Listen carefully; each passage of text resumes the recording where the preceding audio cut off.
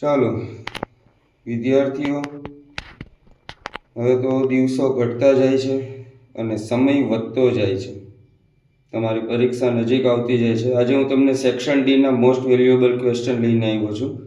તો આ ક્વેશ્ચન જરૂરથી પાકા કરી લેજો.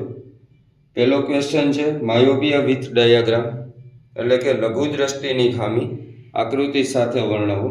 આ કેસ સ્ટડીની અંદર પણ આ પ્રશ્ન પૂછશે. અને ગુરુ દ્રષ્ટિ પણ લઈ લેજો, હાઇપરમેટ્રોપિયા એટલે કે માયોપિયા, હાઇપરમેટ્રોપિયા, લઘુ દ્રષ્ટિ, ગુરુ દ્રષ્ટિ આકૃતિ સાથે. બીજો પ્રશ્ન ચેપ્ટર 12 માંથી છે અને એ છે સોલેનોઇડ. સોલેનોઇડ 99.99% આ વખતે તમને પેપરની અંદર જોવા મળશે.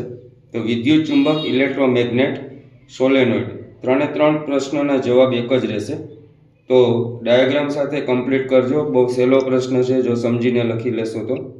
ત્રીજો પ્રશ્ન છે હ્યુમન હાર્ટ વિથ ફિગર, એટલે કે માનવ હૃદય આકૃતિ સાથે.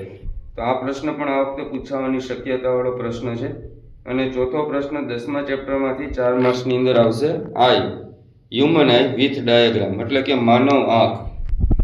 તો આ 4 પ્રશ્ન હું તમને આપું છું. આ 4 પ્રશ્ન જરૂરથી પાકા કરી લેજો. એમાં સોલેનોઇડ ખાસ પાકો કરજો. આ વખતે સોલેનોઇડ આવવાની પૂરી શક્યતા છે અને માનવ આંખ.